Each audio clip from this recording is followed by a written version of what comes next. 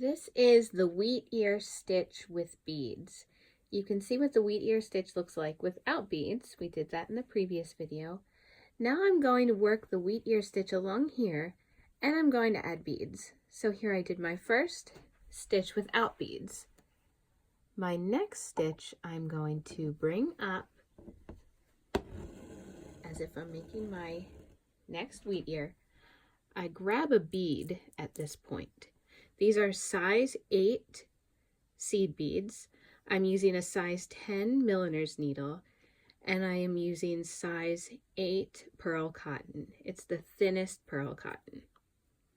So, put my bead on, continue just like normal, bring the thread and needle under that stitch.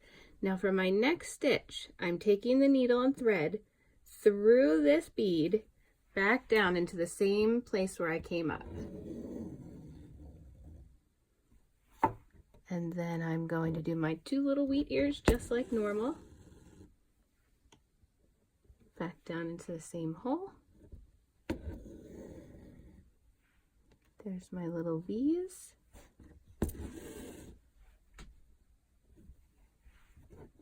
Okay, so I'm going to start again. I'm bringing my needle up, grabbing a bead, putting it on my needle, take the needle under those previous stitches just like that, pull it through, take the needle through the bead and back down into the same place where you first came up. Now there's another way to add a bead to the Wheatear stitch. So let's finish this one up.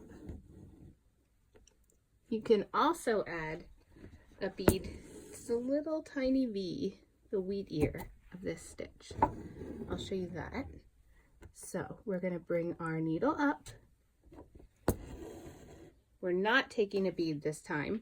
We're just taking the needle under those previous stitches, pull it through,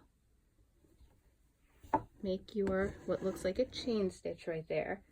Now bring your needle up to make the little V of the Wheatear, grab a bead,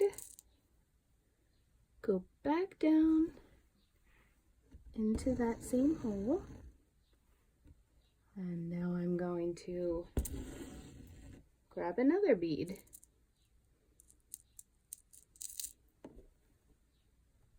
Take it back down.